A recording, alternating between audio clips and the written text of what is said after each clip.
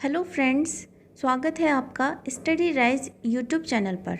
तो हमारी junior high school प्रधानाध्यापक एवं सहायक अध्यापक भर्ती परीक्षा हेतु सीरीज़ चल रही है, जिसमें आज हमारा प्रैक्टिस सेट नंबर है 5। ठीक है, और ये सामान्य ज्ञान का है। जो पेपर फर्स्ट होता है उसमें 50 क्वेश्चन होते हैं, कंपलसरी पेपर होता है सामान्य ज्ञान का। तो उसका आज हम प्रैक्टिस सेट नंबर 5 करेंगे। तो इससे पहले 4 अपलोड हो चुके हैं, वे अगर नहीं देखे तो आप प्लेलिस्ट में जाके देख सकते हैं। तो चलिए फिर आज स्टार्ट करते हैं। उससे पहले अगर आपने चैनल सब्सक्राइब नहीं किया है तो जल्दी से सब्सक्राइब कर दें और बेल आइकन को भी प्रेस कर दें, जिससे कि वीडियो की नोटिफिकेशन आपके पास सबसे पहले पहुंच जाए। तो चलिए फिर शुरू करते हैं आज के पहले क्वेश्चन से।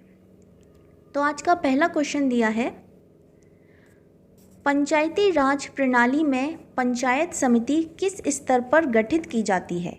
ग्राम, खंड, न्याय पंचायत या जिला स्तर पर?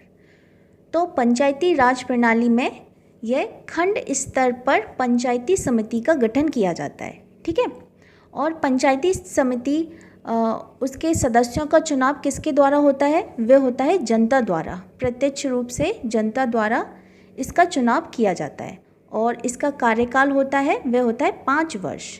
इसका कार्यकाल होता है, वह होता है कितना? 5 वर्ष। ठीक, तो इसमें जो आंसर सही हो जाएगा वह हो जाएगा ऑप्शन बी, खंड। अगला है, भारत में दल बदल अधिनियम कब पारित किया गया? 1985 में, 1990 में, 1975 में या 1982 में? तो ये किया गया 1985 में। ठीक है, 1985 में। भारत में वर्ष 1985 में 52वें संविधान संशोधन के द्वारा दल बदल विरोधी कानून पारित किया गया और संविधान की 10वीं अनुसूची में इस संशोधन से जोड़ी गई। तो इसका सही आंसर क्या हो जाएगा? ऑप्शन ए, 1985 दल बदल अधिनियम। ठीक, नेक्स्ट है, भारतीय संविधान में किस अनुच्छेद के तहत संशोधन किया जाता है? अनुच्छेद 365, अनुच्छेद 380, 268 या 368?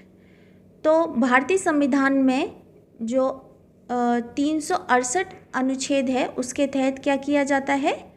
संशोधन किया जाता है। कितना? 368। भारतीय संविधान में अनुच्छेद 368 के प्रावधानों द्वारा संशोधन किया जाता है। इसमें आंसर कौन सा सही हो जाएगा? Option D.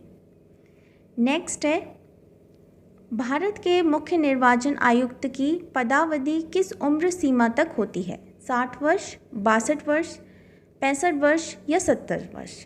तो मुख्य निर्वाचन आयुक्त की पदावधि होती है, वह होती है 65 वर्ष। कितनी होती है? 65 वर्ष की आयु तक होती है, आयु सीमा होती है। तो इसमें आंसर हो गया ऑप्शन सी।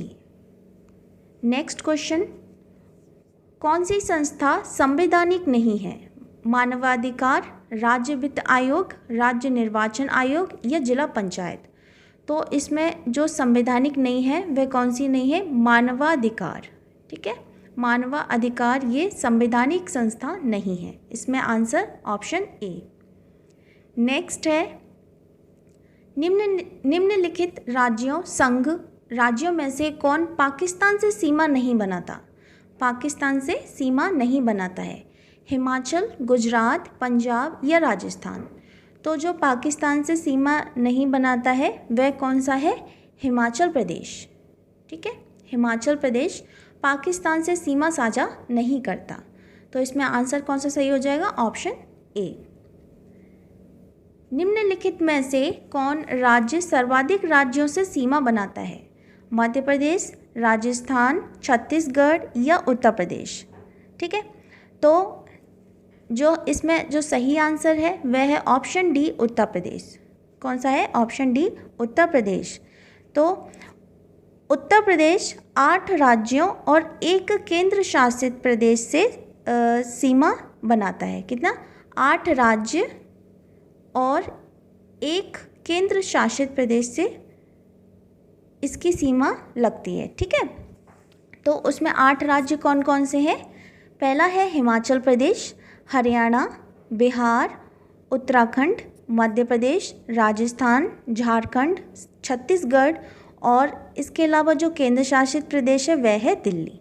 ठीक है, तो इसमें 8 राज्य और 1 केंद्र शासित प्रदेश किससे, उत्तर प्रदेश से सीमा साझा करते हैं। तो इसका जो सही आंसर हो गया option D, Uttar Pradesh. Next question है, पुडुचेरी का विभाजन क्षेत्र किस राज्य में नहीं है? तमिलनाडु, तेलंगाना, केरल या आंध्र प्रदेश। तो पुडुचेरी का विस्तार क्षेत्र 3 राज्यों में है। कौन कौन सा है? एक तमिलनाडु में है, एक केरल में है और एक आंध्र प्रदेश में है। ठीक है, तो इसमें पूछा क्या है हमसे कि इसका विभाजन किस क्षेत्र में नहीं है, तो वह है तेलंगाना में। इसका विभाजन तेलंगाना में नहीं है, तो इसमें आंसर कौन सा सही हो जाएगा? Option B. नेक्स्ट है, गोविंद सागर झील भारत के किस राज्य में स्थित है?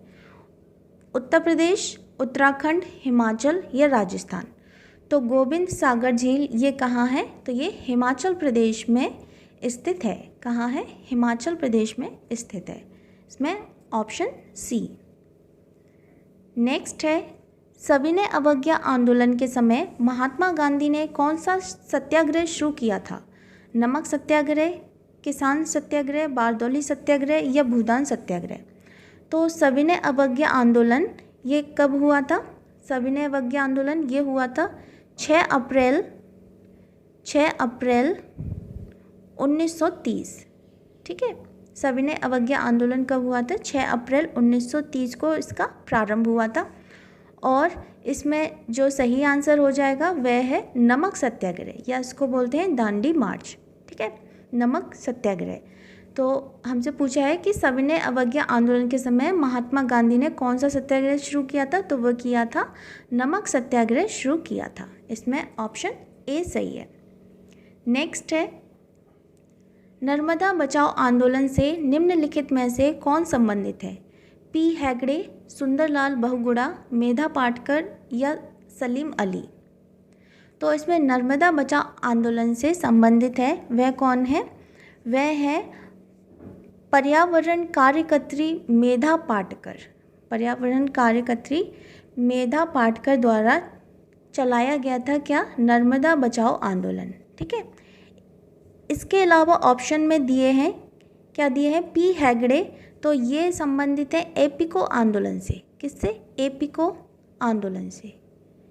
पी हेगड़े संबंधित हैं एपिको आंदोलन से। एपिको आंदोलन से संबंधित है। और डॉक्टर सलीम अली ये कौन है? ये है पक्षी वैज्ञानिक थे। कौन थे? पक्षी वैज्ञानिक। ठीक है, तो इसमें आंसर क्या सही हो जाएगा? ऑप्शन सी, मेधा पाटकर। अगला है, विश्व वानिकी दिवस कब मनाया जाता है? 16 सितंबर, 21 मार्च, 5 जून या 31 मई। तो विश्व वानिकी दिवस ये मनाया जाता है 21 मार्च को। 21 मार्च को विश्व वानिकी दिवस मनाया जाता है। इसमें और ऑप्शन है 16 सितंबर। 16 सितंबर को क्या मनाया जाता है? तो विश्व ओजोन दिवस। ठीक है, विश्व ओजोन दिवस कब मनाया जाता है? 16 सितंबर को। 5 जून को पर्यावरण दिवस। ठीक है, 5 जून को पर्यावरण दिवस। और 31 मई को मनाया जाता है, 31 मई को मनाया जाता है क्या? विश्व तंबाकू निषेध दिवस। विश्व तंबाकू निषेध दिवस कब मनाया जाता है? 31 मई को। तो इसमें आंसर क्या सही हो जाएगा? ऑप्शन बी, 21 मार्च विश्व वानिकी दिवस। नेक्स्ट है, ऋग्वेद श्रोतों का संकलन है, कथाओं का संकलन है, शब्दों का संकलन है या युद्ध का ग्रंथ है? तो जो ऋग्वेद है वह श्रोतों का संकलन है। क्या है? श्रोतों का संकलन है ऋग्वेद। वेद 4 प्रकार के होते हैं। ठीक है, वेद कितने? 4 प्रकार के होते हैं। पहला होता है ऋग्वेद, दूसरा होता है यजुर्वेद, तीसरा होता है सामवेद और चौथा होता है अथर्ववेद। तो वेद कितने? 4 प्रकार के होते हैं। तो इसमें ऋग्वेद क्या है? ये श्रोतों का संकलन है। इसमें ऑप्शन ए सही हो जाएगा। नेक्स्ट है, निम्नलिखित में से किस राजवंश के अभिलेख से इस परंपरा का समर्थन होता है कि लुम्बिनी शाक्यमुनि बुद्ध का जन्म स्थान था? मौर्य, शुंग, सातवाहन या कुषाण। तो ये हमें प्राप्त होता है कहाँ से? मौर्य से। ठीक है, मौर्य वंशीय शासक अशोक के रुम्मनदेही अभिलेख, है ना, रुम्मनदेही अभिलेख से सूचना मिलती है कि क्या, कि शाक्य मुनि बुद्ध का जन्म कहाँ हुआ था? लुम्बिनी में हुआ था। रुम्मनदेही अभिलेख से सूचना मिलती है कि शाक्य मुनि बुद्ध का जन्म लुम्बिनी में हुआ था। इसमें आंसर क्या सही हो जाएगा? Option A Maurya. अगला है, निम्नलिखित में से किस प्रथा की शुरुआत राजपूतों के समय में हुई? सती प्रथा, बाल विवाह, जौहर प्रथा या इनमें से किसी में नहीं। तो ये शुरुआत हुई जौहर प्रथा की। किसकी? जौहर प्रथा की, है ना। राजपूतों द्वारा जब मुस्लिम आक्रमणकारियों से स्त्रियों की रक्षा के लिए क्या जौहर प्रथा का प्रचलन हुआ था। इसमें सभी राजपूत पुरुषों के युद्ध में मारे जाने के पश्चात जो किले में जो सभी स्त्रियां थीं, जो सभी स्त्रियां रह गई थीं, उन्होंने सामूहिक रूप से, यानी सब लोग इकट्ठा होकर चिता में कूदकर अपनी जान दे दी थी। उसी को क्या बोलते हैं? जौहर प्रथा कहते हैं। जौहर प्रथा कहते हैं। आपने पद्मावत मूवी देखी होगी, उसमें यही हुआ था, है ना, सभी ने जौहर कर लिया था। तो इसमें सही आंसर क्या हो जाएगा? Option C. अगला है, औरंगजेब की मृत्यु के समय मराठा नेतृत्व किसके हाथों में था? संभाजी, राजाराम, जीजाबाई या ताराबाई। तो औरंगजेब की मृत्यु के समय जो मराठा का नेतृत्व कर रही थी, वे कौन कर रही थी? ताराबाई कर रही थी। ठीक है, मराठा का नेतृत्व किसके हाथों था? वह था ताराबाई के हाथों में। इसमें आंसर कौन सा सही हो जाएगा? Option D. ब्रिटिश भारत की राजधानी का कलकत्ता से दिल्ली स्थानांतरण किसके काल में क्रियान्वित हुआ था? Lord Minto, Lord Harding, Lord Chelmsford या लॉर्ड रीडिंग। तो ये हुआ था किसके शासनकाल में? तो ये हुआ था लॉर्ड हॉर्डिंग के शासनकाल में। लॉर्ड हार्डिंग के शासनकाल में हुआ था क्या? जो राजधानी थी कलकत्ता से दिल्ली स्थानांतरण कर दी गई थी। तो लॉर्ड हार्डिंग के शासनकाल। नेक्स्ट है, रॉलेट एक्ट किस वायसराय के काल में पारित हुआ था? लॉर्ड हार्डिंज द्वितीय, लॉर्ड रीडिंग, लॉर्ड चेम्सफोर्ड या लॉर्ड मिंटो द्वितीय। तो रॉलेट एक्ट ये कब आया था? ये आया था 1919 में। ठीक है, रॉलेट एक्ट या काला कानून। ठीक है, तो ये आया था 1919 में। तो ये हुआ था लॉर्ड चेम्सफोर्ड के काल में। उस समय वायसराय कौन थे? लॉर्ड चेम्सफोर्ड थे। लॉर्ड चेम्सफोर्ड वायसराय थे 1916 से 1921। 1916 से 1921 ये उस समय के कौन थे? वायसराय थे, लॉर्ड चेम्सफोर्ड। इसका आंसर सही हो जाएगा ऑप्शन सी। नेक्स्ट है, गुरुत्वाकर्षण के सार्वभौमिक नियम का प्रतिपादन किसने किया? न्यूटन, गैलीलियो, कोपरनिकस या आइंस्टीन। तो सभी को पता है गुरुत्वाकर्षण के नियम का प्रतिपादन किसने किया था? तो ये किया था न्यूटन ने। ठीक है, न्यूटन ने। इसमें ऑप्शन ए। नेक्स्ट है, निम्नलिखित में किसके लिए माध्यम आवश्यक नहीं है? विकिरण, संवहन, चालन या इनमें से कोई नहीं। तो इसमें विकिरण द्वारा ऊष्मा के स्थानांतरण में किसी माध्यम जैसे वायु हुआ, जल हुआ, इसमें आवश्यकता नहीं होती। ठीक है, इसमें आवश्यकता नहीं होती। तो इसका आंसर क्या हो जाएगा? विकिरण। अगला है, भारतीय संविधान में समानता का अधिकार 5 अनुच्छेदों द्वारा स्वीकृत है।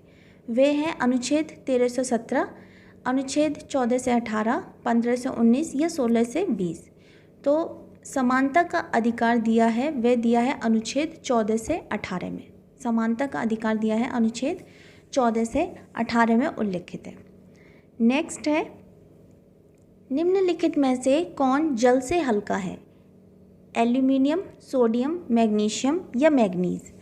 तो इसमें जो जल से हल्का है वह क्या है? सोडियम।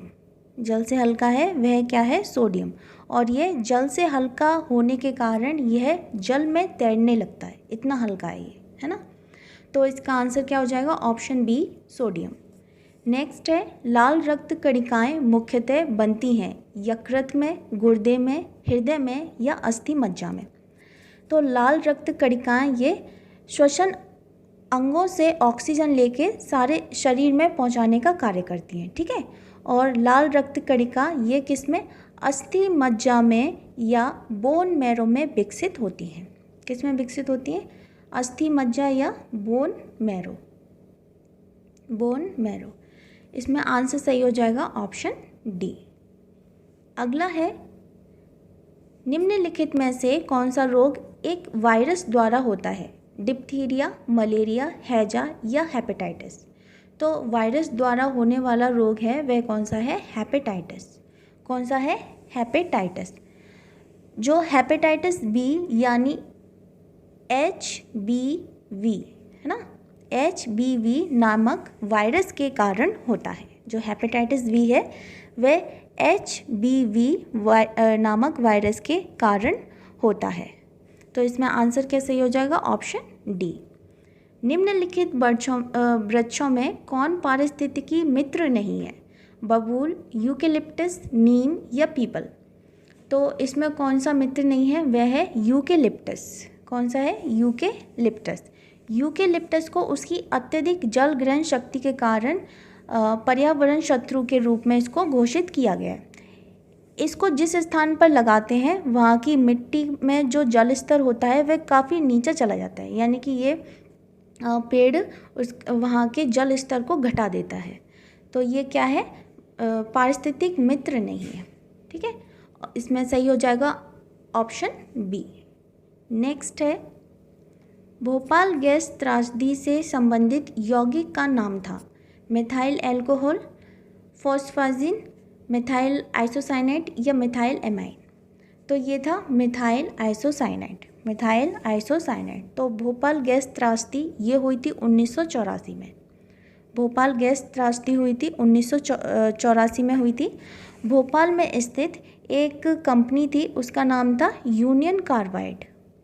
एक कंपनी थी, उसका नाम था यूनियन कार्बाइड, ठीक है। यूनियन कार्बाइड नामक कंपनी से उसमें मिथाइल आइसोसाइनेट नामक जहरीली गैस के हिसाब से हजारों लोगों की मृत्यु हो गई। तो इसमें सही आंसर हो जाएगा ऑप्शन सी, मिथाइल आइसोसाइनेट। अगला है, नाभिकीय ऊर्जा का उपयोग प्रायः कारक है वायु प्रदूषण का, जल प्रदूषण का, ऊष्मीय प्रदूषण का या ध्वनि प्रदूषण का। तो नाभिकीय ऊर्जा का जो कारक है वह है ऊष्मीय प्रदूषण। क्या है, ऊष्मीय प्रदूषण। इसमें ऑप्शन सी। अधूरे प्रज्वलन के कारण मोटर कार एवं सिगरेट से निकलने वाले रंगहीन गैस है carbon dioxide, nitrous oxide, carbon monoxide या मीथेन। तो मोटर कार तथा सिगरेट के अधूरे प्रज्वलन के कारण निकलने वाली जो रंगीन गैस है वह कौन सी है, कार्बन मोनोऑक्साइड। कौन सी है, कार्बन मोनोऑक्साइड। इसमें कौन सा सही हो जाएगा, ऑप्शन सी। नेक्स्ट,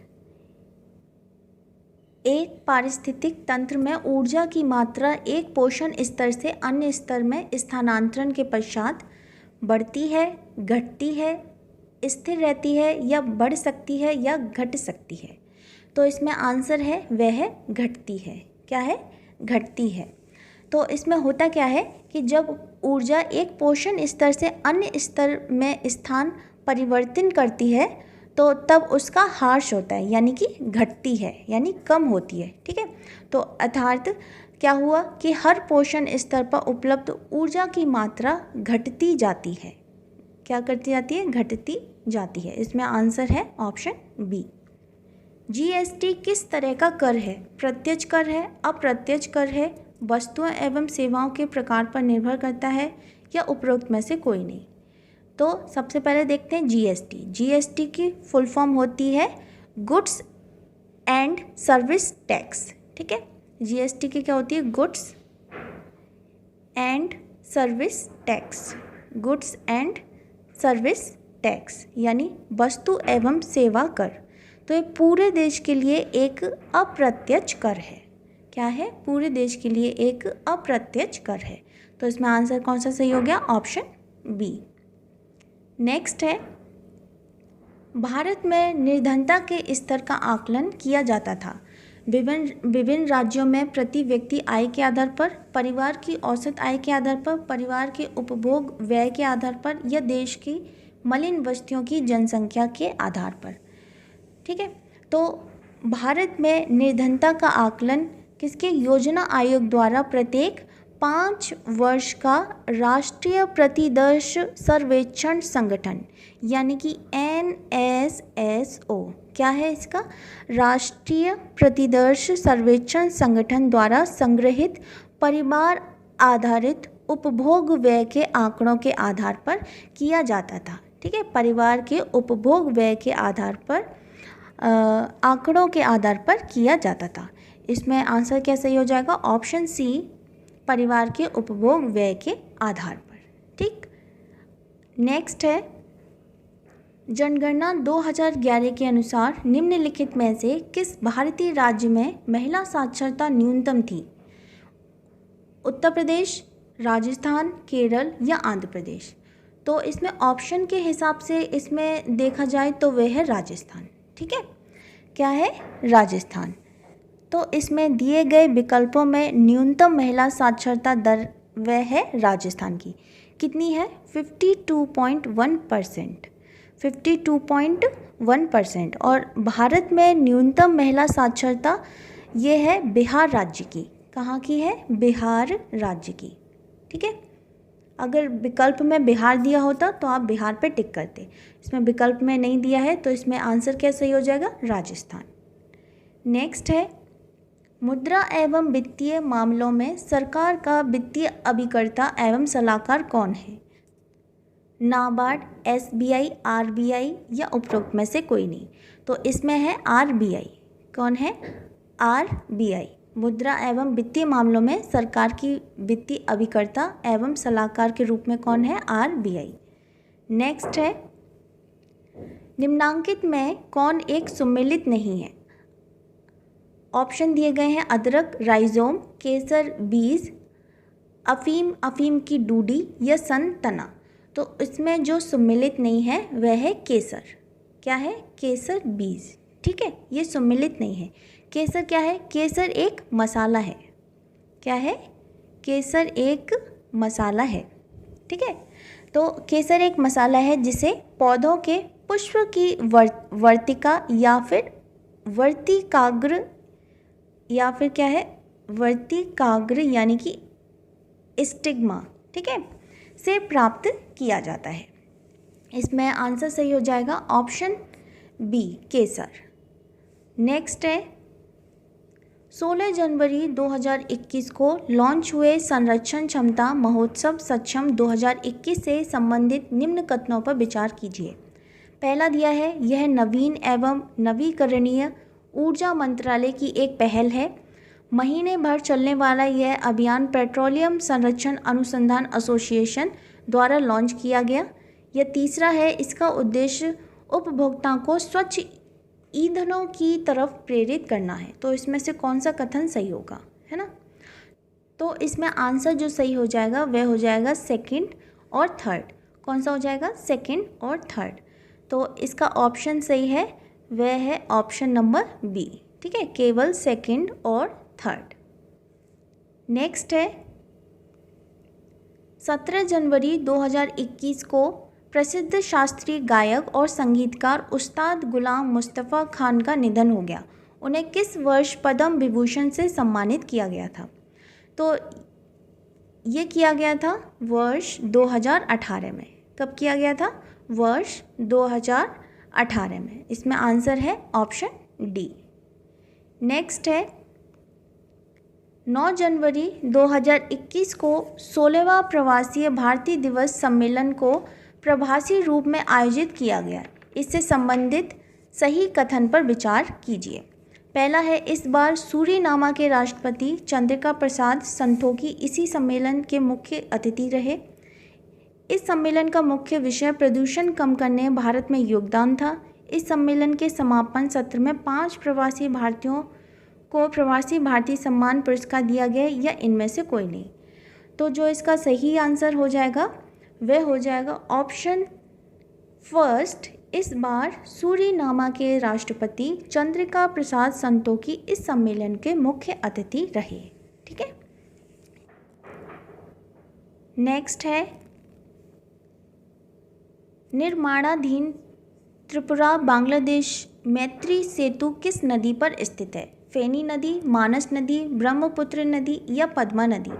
तो ये स्थित है फेनी नदी पर। कहाँ स्थित है? फेनी नदी पर। इसमें ऑप्शन ए आंसर सही हो जाएगा।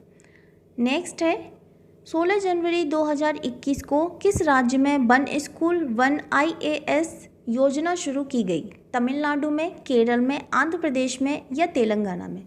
तो ये शुरू की गई थी केरल में। कहाँ शुरू की गई थी? केरल में। नेक्स्ट क्वेश्चन है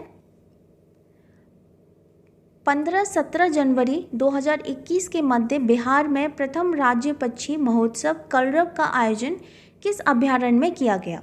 गौतम बुद्ध पक्षी अभयारण्य, नागी नकटी पक्षी अभयारण्य, कांवड़ झील पक्षी विहार या कुशेश्वर आस्थान पक्षी अभयारण्य?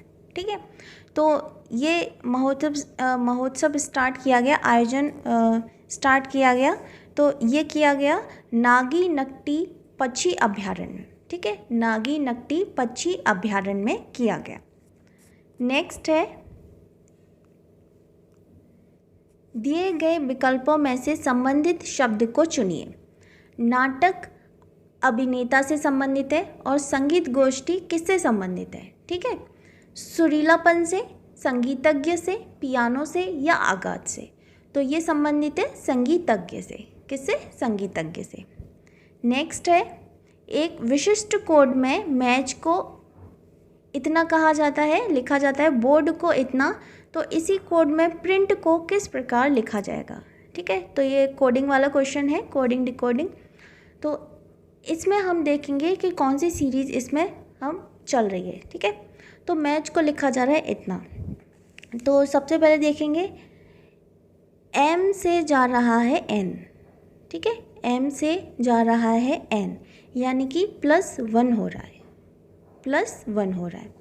नेक्स्ट दिया है A से जा रहा है Y यानी घट रहा है। क्या हो रहा है? घट रहा है। तो अगर हम A से पहले क्या आएगा? Z और Y, तो यानी -2 हो रहा है। क्या हो रहा है? -2 हो रहा है। नेक्स्ट दिया है T के बाद W। ठीक है, T के बाद W यानी कि UVW। ठीक है, T के बाद UVW, तो क्या हो रहा है? +3 हो रहा है। क्या हो रहा है? +3 हो रहा है। फिर दिया है C, ये बन रहा है Y, C बन रहा है Y, तो इसमें हो रहा है -4। क्या हो रहा है? -4। H से M बन रहा है, तो इसमें हो रहा है +5। तो हमारी सीरीज़ क्या हो गई? +1, -2, +3, -4 और +5। ठीक है, ये हमारी सीरीज़ हो गई। अब हमसे क्या पूछा है? प्रिंट को किस प्रकार लिखा जाएगा? प्रिंट को किस प्रकार लिखा जाएगा? तो सबसे पहले क्या हुआ था? +1 जोड़ेंगे। ठीक है, प्रिंट में +1 जोड़ेंगे तो कितना आएगा? P के बाद Q आएगा। क्या आएगा? Q। ठीक है, फिर R में -2 घटाएंगे, यानी R से पहले -2 हम कम करेंगे, तो कितना आ जाएगा? P आ जाएगा। -2 करेंगे तो P आ जाएगा। अगला है I में हम +3 करेंगे। I में +3 करेंगे तो क्या आ जाएगा? L आ जाएगा। क्या आ जाएगा? L। फिर दिया है N, इसमें हम -4 करेंगे। -4 करेंगे, क्या आएगा? J आएगा। और लास्ट में T में +5 करेंगे तो क्या आएगा? Y आएगा। तो हमारा क्या बन गया? QPLJY, QPLJY। तो इसमें आंसर क्या सही हो जाएगा? इसमें आंसर सही हो जाएगा ऑप्शन D, QPLJY। ठीक है, इसमें आंसर क्या सही हो गया? Option D। जैसे अगर नहीं आ रहा हो तो आप ABCD करके सारे बोल लिख के Z तक और फिर उसकी नंबरिंग करके ऐसे आराम से हो जाएगा। ठीक है, तो इसमें आंसर सही हो गया ऑप्शन D। नेक्स्ट है दिए गए विकल्पों में से विषम शब्द या विषम शब्द युग्मों को चुनिए। प्रसूति विशेषज्ञ, पाद विशेषज्ञ, फुफ्फुस रोग विशेषज्ञ या कृत्रिम अंग विशेषज्ञ। तो इसमें जो आंसर सही हो जाएगा वह हो जाएगा ऑप्शन डी, कृत्रिम अंग विशेषज्ञ। ठीक है, कृत्रिम अंग विशेषज्ञ, ये विषम है और बाकी तीनों सेम है। नेक्स्ट है, किसी सांकेतिक भाषा में मंकी को इतना और टाइगर को उसी संकेत भाषा में कैसे लिखा जाएगा। ठीक, तो इसमें हमसे बोल रहा है मंकी को लिखा जा रहा है इतना, तो देखते हैं। तो इसमें थोड़ी सी सीरीज़ वह अलग है। यहाँ देखो, ये जो फर्स्ट वाला है एम, जो फर्स्ट वाला है एम और ये लास्ट वाला, फर्स्ट और लास्ट हम देखेंगे। ठीक है, तो एम से बन जा रहा है एल, एम से बन रहा है एल, तो यानी कि ये घट रहा है। क्या हो रहा है? घट रहा है। तो -1 करेंगे तो आ जाएगा एल। ठीक है, यानी एल एम है ना, -1 ही तो का, तो एम से एल हो रहा है तो -1 होगा। नेक्स्ट है ओ, ओ से एन, ये भी -1 हो रहा है। ठीक, फिर है एन से एम, ये भी -1 हो रहा है। तो हम इसमें क्या है, स्टार्टिंग हम क्या करेंगे, पीछे से स्टार्टिंग करेंगे, दोनों के पीछे से स्टार्टिंग करेंगे -1। तो ये सीरीज हमारी चलेगी किसकी, -1 की। तो अब हम टाइगर का देखते हैं। ठीक है, तो सबसे पहले लेते हैं टी, सबसे पहले कौन सा है, टी। तो टी को हम -1 करेंगे तो क्या आएगा, ये आएगा एस। टी में -1 करेंगे तो आएगा एस। सबसे लास्ट वाले से हम शुरू करेंगे। फिर उसके बाद आई में माइनस करेंगे -1 तो क्या आ जाएगा, ये आ जाएगा एच, यानी एच आई होता है। ठीक है, फिर जी में -1 करेंगे तो ये आ जाएगा एफ। फिर ई में -1 करेंगे तो ये आ जाएगा डी, और आर में -1 करेंगे तो ये आ जाएगा क्यू। तो क्या हो गया, Q D F H S, Q D F H S. तो इसमें आंसर सही हो जाएगा ऑप्शन बी, आंसर इसमें सही हो जाएगा, Q D F H S. ठीक है, क्या सीरीज चल रही थी हमारी, पहली और लास्ट की -1 हम कर रहे थे, -1 कर रहे थे। नेक्स्ट है, हरी को याद है कि उसके पिता का जन्मदिन 13 और 16 जून के बीच में पड़ता है। लिखते जाते हैं, हरी को याद है कि उसके पिता का जन्मदिन 13 और 16 जून के बीच पड़ता है। तो यानी 13 से 16 जून के बीच कौन कौन से हैं, एक 14 जून है और एक 15 जून है। ठीक है, फिर दिया है, जबकि उसकी बहन को याद पड़ता है कि उसके पिता का जन्मदिन 14 और 18 जून के बीच पड़ता है। ठीक, तो बीच में कौन से दिन बचे, 14 और 18 के बीच में 1 बचा 15 और 16 और 17। ठीक है, 14 से 18 जून के बीच में कौन कौन से बचे, 15, 16 और 17। तो उनके पिताजी का जन्मदिन किस दिन होगा जिस पर दोनों सहमत हैं।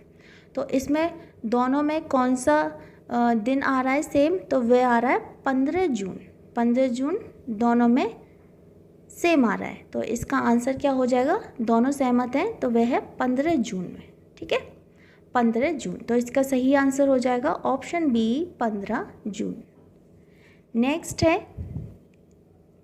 सभी दार्शनिक पुरुष होते हैं, सुकरात दार्शनिक था, ये कथन दिया है। निष्कर्ष है इसका, सुकरात पुरुष था, महिलाएं दार्शनिक नहीं होती। ठीक है, तो इसमें आंसर जो सही हो जाएगा वह हो जाएगा दोनों सही हैं। क्या है, दोनों सही हैं। कैसे, इसमें दिया है सभी दार्शनिक पुरुष होते हैं। ठीक है, जो सभी दार्शनिक होते हैं वह पुरुष होते हैं। ठीक, फिर दिया है सुकरात दार्शनिक था, ये भी ठीक है, सुकरात दार्शनिक था। अब निष्कर्ष क्या निकल रहा है वो, कि सुकरात पुरुष था, सही बात है, सुकरात है वह पुरुष है तो वह क्या है, दार्शनिक पुरुष होते हैं। ठीक, पहला निष्कर्ष सही है। दूसरा दिया है महिला दार्शनिक नहीं होती, इसमें महिलाओं का जिक्र नहीं किया है और वो ये बोल रहे हैं कि पुरुष ही दार्शनिक होते हैं, महिलाएं नहीं होती, तो ये भी बात सही है। ठीक है, तो इसमें क्या सही हो जाएगा कि दोनों सही हो जाएंगे। नेक्स्ट है, डायनो एडवेंचर पार्क एवं फॉसिल्स म्यूजियम कहाँ स्थित है, पन्ना, शहडोल, मांडू या खजुराहो। तो ये स्थित है कहाँ, मांडू में, ये स्थित है मांडू में। ठीक है, ये डायनासोर एडवेंचर पार्क देश का पहला आधुनिक फॉसिल्स पार्क है। और मांडू कहाँ है? ये है मध्य प्रदेश में। मांडू कहाँ है? मध्य प्रदेश में। इसका आंसर हो जाएगा ऑप्शन सी। नेक्स्ट है, भारत छोड़ो आंदोलन के दौरान उत्तर प्रदेश में कहाँ पर समानांतर सरकार की स्थापना की गई? गाजीपुर, बलिया, गोरखपुर या लखनऊ? तो ये की गई उत्तर प्रदेश के बलिया में। कहाँ की गई? उत्तर प्रदेश के बलिया जनपद में ऐसी ही सरकार चित्तू पांडे के नेतृत्व में स्थापित की गई थी। तो इसमें आंसर हो जाएगा ऑप्शन बी, बलिया। अगला है, चौरी चौरा कांड किस गवर्नर जनरल के समय हुआ था?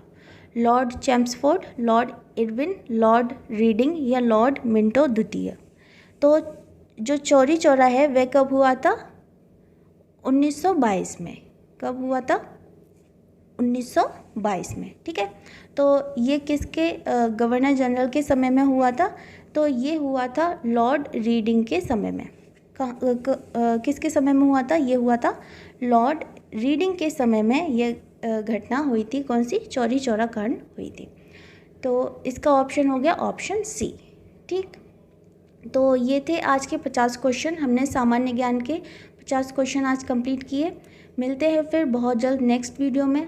और उससे पहले ये वीडियो अपने दोस्तों के साथ भी शेयर करना, उनका भी भला हो जाए। ठीक है, तो मिलते हैं फिर बहुत जल्द नेक्स्ट वीडियो में। तब तक के लिए थैंक यू सो मच।